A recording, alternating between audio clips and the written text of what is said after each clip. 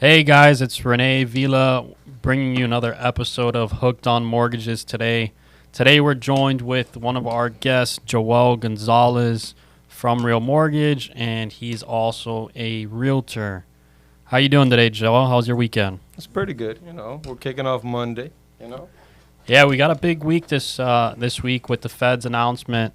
Everyone was expecting them to cut rates, but the last couple weeks with how inflation's coming a little bit hotter than expected, we don't foresee anything happening within the market as far as rate cuts. So we're still going to be in this challenging environment. We don't know what's going to happen. Hopefully, Powell can give us some good news, maybe keep the negative stuff to a minimum so the market doesn't have negative sentiment. What are you thinking or hearing from your clients this week, Joel? Uh, it's literally a roller coaster, my brother. Like, they say one thing, they do another, then they do one thing, but say another. So at this point, up in the air is who knows. That's the truth of the matter. So for my clients, honestly, they just want to get a good price.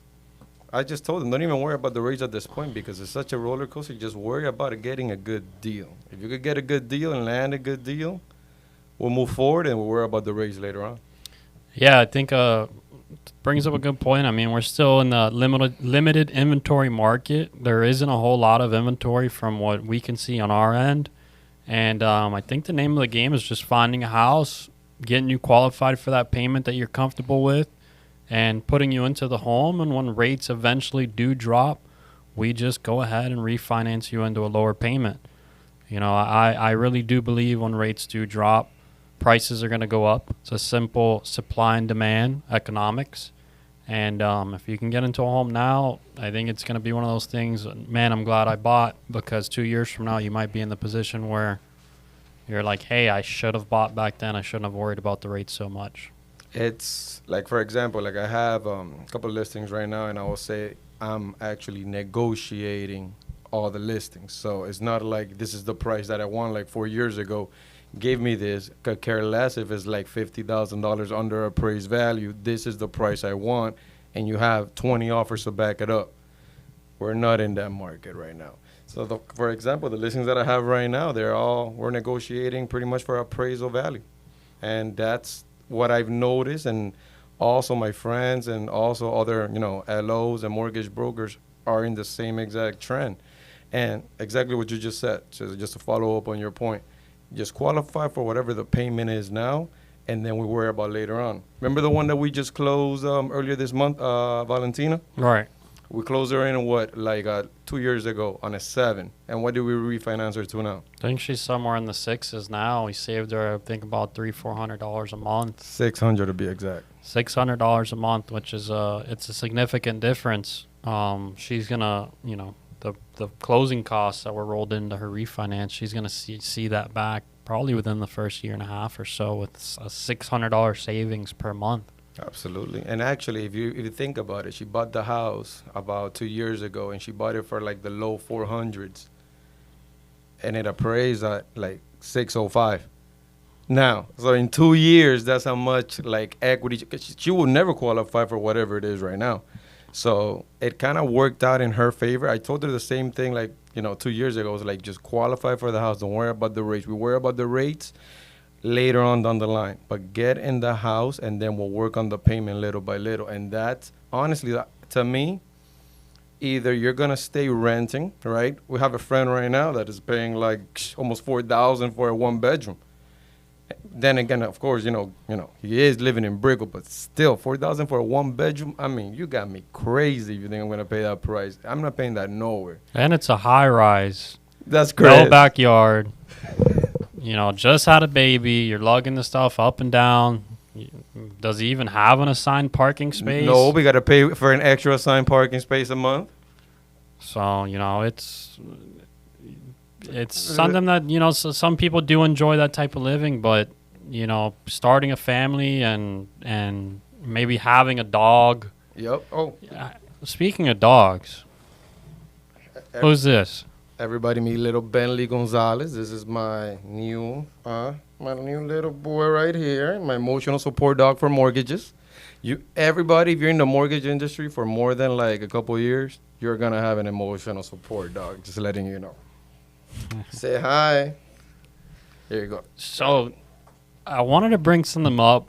Over the weekend, I was shopping with my wife at BJ's Wholesale. I'm sure you're familiar with BJ's. It's like a Costco, if you will, and it leads me into automation. Walking down the aisles, and I keep hearing this like chirping or beeping or whistling, and it just was repetitive and repetitive. So it led me to go over there to see what was going on. I walk over, I find this little like robot machine, similar to the ones that they have at Sergio's when we go eat at Sergio's that brings you out your food. Got this machine just like scanning the stuff down the aisle to check inventory and supply. It was the oddest thing, but as we progress and technology progresses, we're seeing more and more automation. What in your dual roles, is there anything that you have automated or wish was automated? Man, I wish like uploading like a listing would have been automated, like honestly, or like just sending offers, something within those like that sense of the word, the world. I mean, like I wish that was automation because it's just like a pain in the rear end, just getting everything in contracts on contract, and then you need this, and then you need this one. It's like a whole package. It's like a whole package that it literally is gonna take a couple of hours. That if we could just, hopefully we could automate it, but speaking, we're going on the automation. It got me thinking. What do you think about this new thing happening in June now that they're not going to show the commissions for the real estate agents? So I do know with that NAR lawsuit that's been a popular topic that they can't show the commissions, like you said, within the listing agreement. But as far as what's really going to happen behind the scenes, I still think the seller's going to pay the commission. We just had some positive news come out on the mortgage side a week or so ago. Fannie, Freddie, and HUD have said that if the seller does want to pay the buyer's commission, and they're going to do it in the form of a concession, meaning, like before, seller's going to give the buyer 3% towards closing costs. If that addendum, instead of saying that it's going to closing costs, says that it's going to go towards the buyer's agent commission, we got positive news that it's not going to be factored in to the threshold, the max seller concession threshold for each one of those programs, whether it be Fannie, Freddie, or HUD, FHA. And that was some good news that we had because we were worried about, if that happened and they still wanted to get a credit for a roof or an AC being damaged, that they weren't going to be able to do it ultimately. So now we have, some insight. We weren't left so much in the dark when this happens in the next couple months. That's actually some pretty good news right there. I was under the impression that it was. Yeah, I guess they thought about it and they saw, and they were maybe thinking along the same lines that the seller, in order to move this house, is still going to have to pay the buyer's agent somehow, some way. And how were they going to be able to pay them if the buyer's the one paying it through an addendum? Hey, the seller's going to credit X amount of dollars or X percent for the buyer's agent's commission. And with the guidelines in place that it was going to be an issue for the max interested party contributions, these guys sat down and they actually came out with a positive result that in turn, it's not going to be factored into that threshold. They can still get another credit on top of the 3%, let's say they're paying for the buyer's agent for any damages within the house. Okay, that's actually pretty good. And to be honest with you, like in the beginning, I was kind of freaking out in the sense of like I saw everybody freaking out, so I'm like, oh snap, this is real. And then I started talking to like my clients, and they, even though everything is gonna change in that aspect in the in the real estate world, they still know in their mind, they're like, for me to get rid of my home, I'm gonna have to pay somebody. Like, there's going to be a realtor or it's going to be somebody. But I just can't just put my home for sale, then follow everything that it needs to go behind it, appraisal, inspections, the loan portion, having somebody on top of it, because the truth of the matter, it is a job. Imagine holding your job, trying to actually buy a home, and now on top of it, now you got to worry about selling your home. That's the reason that we get paid what we get paid. And to be like, I actually thought that everybody was gonna be like taking full advantage and sense, oh my God, I don't gotta pay anybody. But no, it's the complete opposite. It's like they know that I'm okay. We're still giving the same amount. it is what it is. I just think everyone just thinks it's a for sale by owners. Like how many sellers at the end of the day, I don't want to work with a realtor. I don't want to work with a realtor. I don't want to work with a realtor. You know, unless a buyer comes along and they're not tied to any realtor, maybe that sale will go through, or maybe it's someone they know and perfect. It's all hunky dory. Everyone closes. They're all happy. But you and I both know that isn't common. It doesn't happen very often. And in most cases, if they are hell bent on keeping it as a for sale by owner, they still end up having to pay some sort of buyer's commission because the agent finds the house for their particular buyer, and they're negotiating their commission with this for sale by owner that never even had it listed within the MLS. So I think it's going to be very similar to how it was before. It's just going to look different. Yeah, and also the insurance too, because imagine like going like for sale by owner, and at least you and me both know there's so much logistics and behind the scenes action and just getting the loan to actually go to all the way to clear to close that. Okay, I'm just gonna just toss up, and let's pray for the best at this point. I don't think, like, as a businessman, that's a wise thing to do. Like, okay, let's just go ahead and just shoot for the chances. Let me sell my $750,000, $1 million home, and let's just pray for the best. Yeah. No, I'd rather pay somebody to get the job done and get it done correctly, so that way I can move to my next chapter in my life.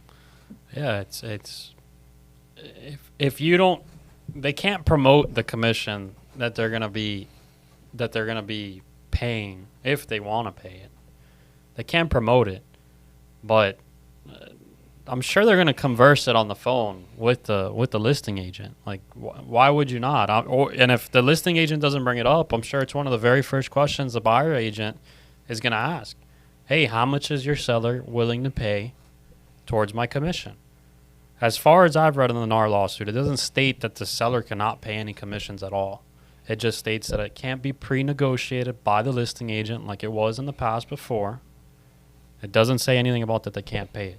So is that going to keep the buyer's agent from asking the listing agent now, hey, how much is your seller willing to pay? Absolutely not. That's the first thing I'm asking, Rene. I'm getting on the phone and I'm figuring this out right before I'm sending an offer, my brother. I'm going to be like, hey, we love the place. I already have a client for you. Now let's negotiate commissions before we go to the next step. Because my client already told me he ain't paying me. So, that being said, we want to work together. Let's make it happen. So, let's see what we could do. And then I just think it's going to open up more room for conversation. That's the truth of the matter. And then sooner or later, there always is a number that everybody agrees with, and that's the final number, that each party's content and everybody walks okay. Yeah. They say a good deal is one that, each party isn't they're okay with it, but both parties sort of had to take and give to make the deal successful. Nobody walks away content. That is true. That is true. But at the end of the day, as long as we get our job done and we do it as fairly as possible and just be as communicative as possible and just, you put everything on the table, everything is transparent, everything's going to work out, my brother. That's the truth. There's always like 200 hiccups along the way, but we always see it through at the end of the finish line. No. And like you said, like you mentioned a few minutes ago, if anything, the deal is going to be more transparent now. There's going to be more conversations. I don't know how many transactions we see where it's just a signed contract and everyone kind of goes their own ways as far as agents. You never hear from them again. To the end. Till the very end, it's like, hey, when are we closing? Hey, when are we closing? Hey, when are we closing? And when are we closing? And it's like, well, where were you the last 2 weeks? 3 weeks. Yeah, 3 weeks. Where were you? You didn't go to the appraisal. You were upset that the appraisal, came in $500 short. Yeah, I wasn't there for the inspection. And why did this guy say this? And why did this guy say that? If anything, now people are going to be more involved.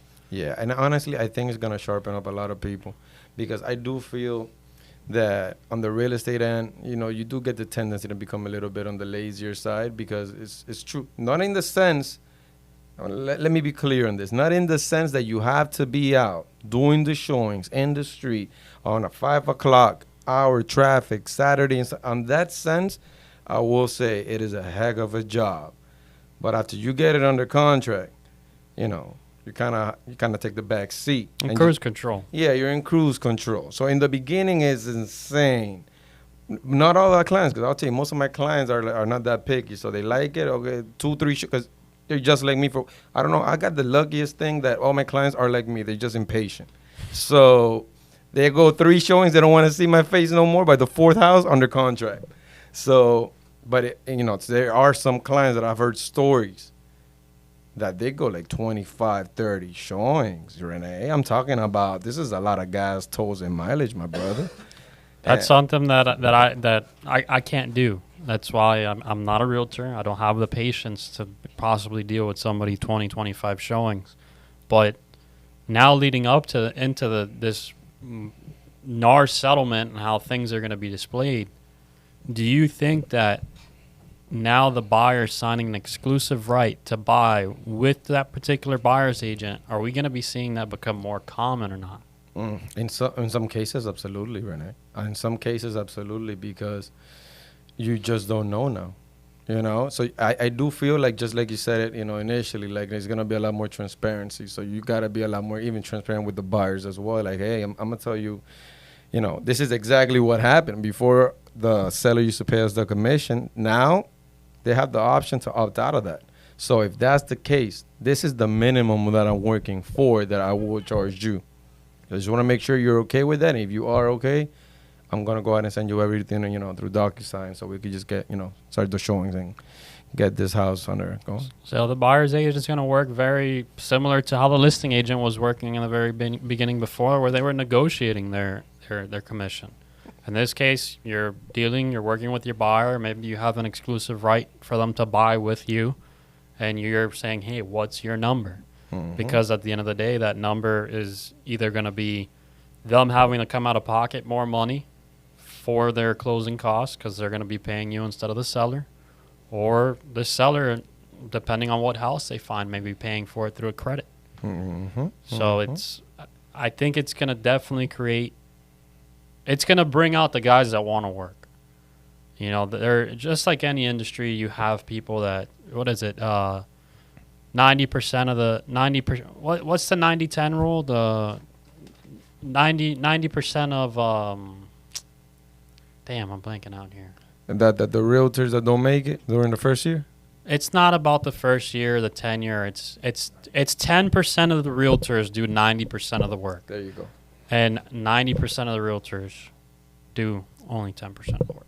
Yeah. Something along those lines. I may have confused it there. But we got the point. We know where I was going with that. But it's people got to put in the work. We work in a lucrative industry where one deal can be somebody's a quarter of what somebody possibly makes in a year. Pretty much. So it shouldn't be just write a contract, hope and pray, hope your appraisal comes back, hope you have no hiccups. Hey, they're closing today. Let me show up and collect my check and move on to the next one. It's just a number at the end of the day. No, but you're crazy if you think like that, to be honest with you, because if you're not involved, so many things go wrong from A to Z that if you're not involved and sometimes like at least a little bit vigilant on like the whole aspect of the situation, it's gonna fumble. Oh, yeah. We got bills out here. And we're in a recession/inflation. So we can't afford to fumble. So you probably just made up that term, but it's cool because, I'm not going to go dive into the unspoken topic we should stay out of, but they're always making up things, so why shouldn't we? So while we're here, I wanted to pull up our Instagram page. We have a follower by the name of Ali Morales that asked a question. She told us that we're doing a great job on the podcast. Thank you for tuning in. We appreciate it. She has a question, and this is going to be a question for you on the mortgage side. Go ahead. It's going to deal with assets. Shoot. So she says, hi, it would be great if you did a podcast to educate buyers on international wires during the buying process. I'm selling my home, and the deal received a denial in underwriting for international wires to the buyer with no backup. So it seems like a wire was sent internationally over here to the States, and they have no proof of, checking it or where it came from. Sourcing it. So she says, if the buyers would have had more education, or if their loan officer would have properly prepared them, it may have not been an issue. Just an idea. Great job on the podcast. We thank you once again. So, Joel, international wire, or any asset for that matter, when the underwriter sees some sort of deposit coming into that statement, whether it's an international deposit, whether it's a domestic deposit, what happens? They got to source it. They got to see where the money's coming from. So we're going to see where the money's coming from. That's pretty much it. I mean, any assets. You know, if it's cash, you can't source cash unless you sold a car and we can show a bill of sale, and then we have to look up the bill of sale and see, okay, the car really was for that value. The underwriters will dive into that. But send them along the lines as far as her situation where she's selling. That ruined her deal. You know, they may have been 20, 25 days into that transaction, getting ready to close, and now all of a sudden we can't source an international wire. Oh, it's a huge bust at the end, my brother. I'll be so livid. So much waste of time for so many part of the parties. Title, insurance, the seller, the buyer. That was a bust. That one hurts. So we encourage you, whether you've been watching us or whether you're just starting to tune in to listen to our things, we encourage you to DM us, you know, on any of our social platforms, whether it be Instagram, our Facebook page, our YouTube, TikTok. We encourage you that if you're in a specific situation, whether we're one of the ones helping you or not, I feel like they should still reach out. Hey, I have this going on within my transaction. What can be done, or like, what's the outcome going to be? Rene, I think, all right, if we're going to get technical, most of us here, like our deals in the beginning when we first started getting, like, you know, into the mortgage industry are a bust from another lender that we had to, like, get it back up, pick up the pieces, put it together, put some, a little Scotch tape right there in between, a little bit of crazy glue, and then make it work at the end. We would always figure it out. Well, you know, you also got to be transparent at the same end of the day. Like, all my buyers know. You could tell me whatever. I'm not here to judge. I'm here to help. So, that being said, if that was me, bet your, I don't know if the word I could say the word ASS, bet your ass we would have figured it out, and bet your ass that we would have closed that deal. We would have sourced that one way or another. Yeah, we've found a way to get it done. You know, sourcing the international wire, you know, especially if it's the same borrower sending it from one of their accounts overseas into their state account, it could have been sourced. You know, maybe there were some other underlying issues there. You bring up transparency, and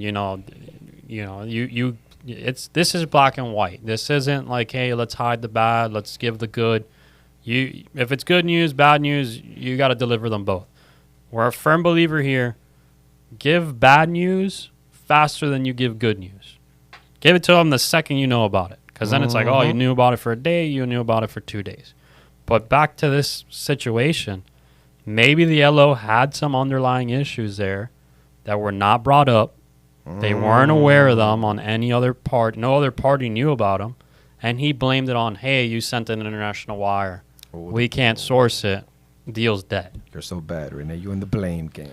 But we know that that's what happens. You said it yourself. We do rescue a lot of deals from other lenders, and there are some deals, unfortunately, like one we had 3 or 4 weeks ago. That it was a friend of my wife. They went to high school together. They disconnected over the years, so they really didn't talk. But she saw a post that led her to ask a question to my wife. Hey, I'm in the process of buying a home. Things have been kind of like distant from the LO's end. I'm under contract. I'm supposed to close next week, and all these things are happening now, and I'm being asked all these questions. Like, can you guys help me out? Can you tell me, like, what's going on here? Or can you just, I don't want to deal with this guy anymore. Can you guys do the loan? And unfortunately, in this case, the LO was, I don't like to judge or, say what may have happened, but the LO had the income inflated by over $1,500, $2,000. He didn't do his due diligence on certain parts of the income that were coming in. It wasn't just straight income. There was, a other income that we won't even get into. But the income was overinflated from the very beginning on the original DU that was given. And this lady, she's paid for an appraisal, she's paid for an inspection, and she simply didn't qualify for the house. You're like, the income is not going to come out of thin air. It's not going to, like, you can make it up, but you still need it at some point. Yeah, the income's income. There's no, hey, I need a penny more, I need $5 more, I need $1,000 more to get this house done. Your income is your income. There's no switching it. And this poor lady, you know, we gave her the bad news fast. Yeah.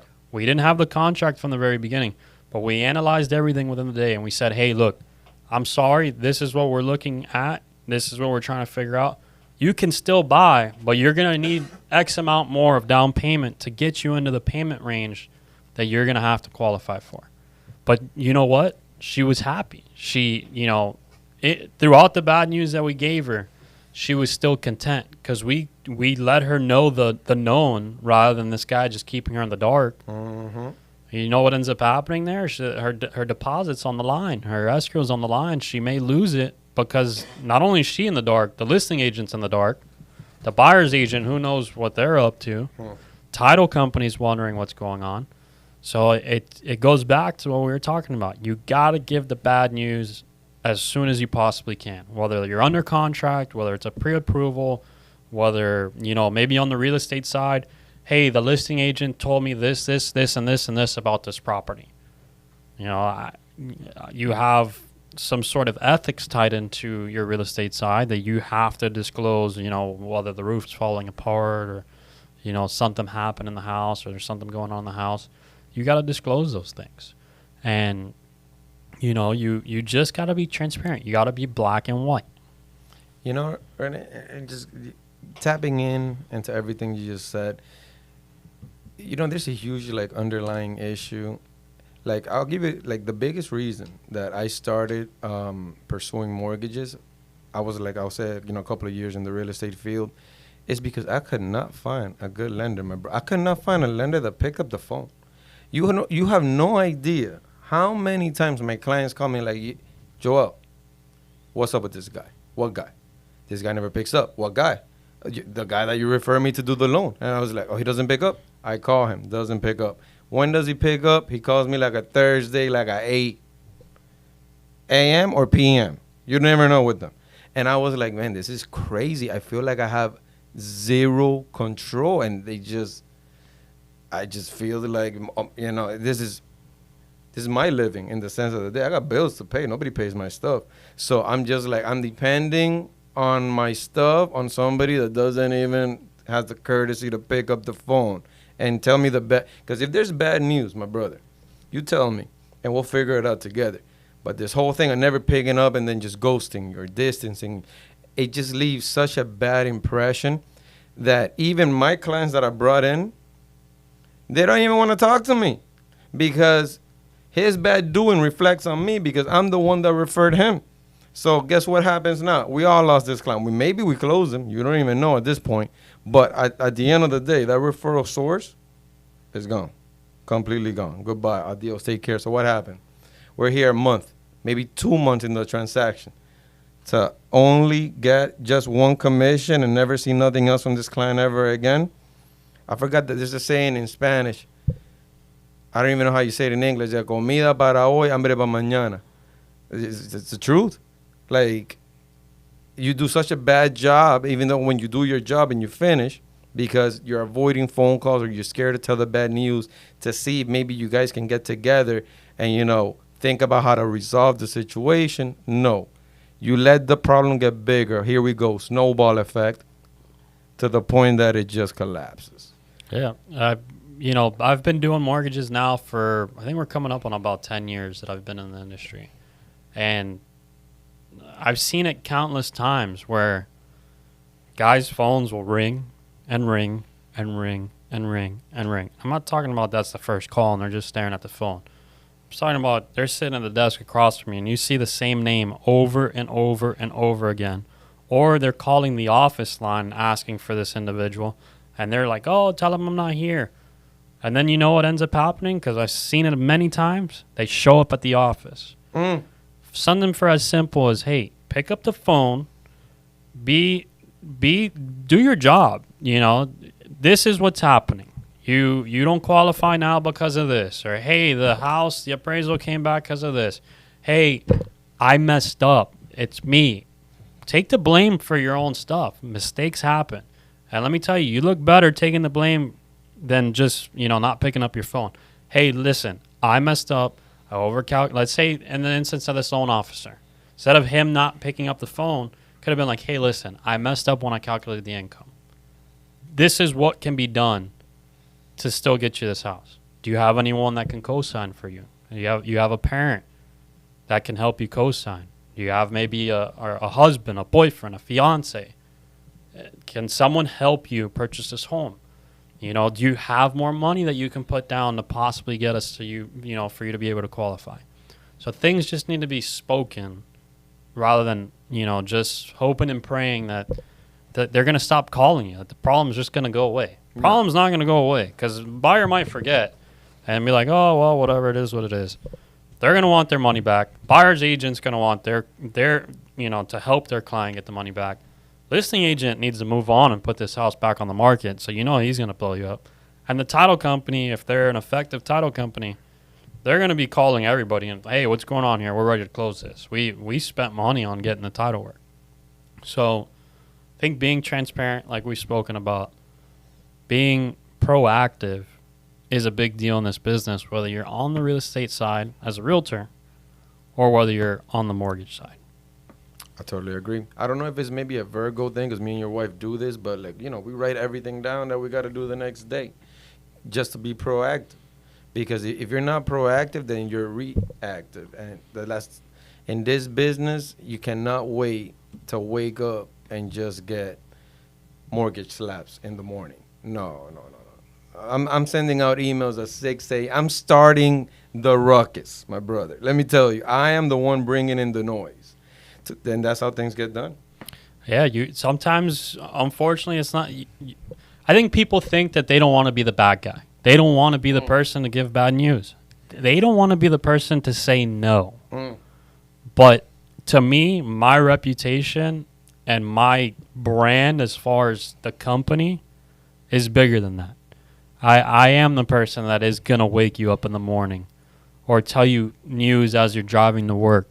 Hey, this is what's going on in the transaction now. I just found out about it. This is how we can fix it. That goes a long way. Oh. It goes a long way. You seeing it from the real estate side, you said it yourself. There was no one willing to help.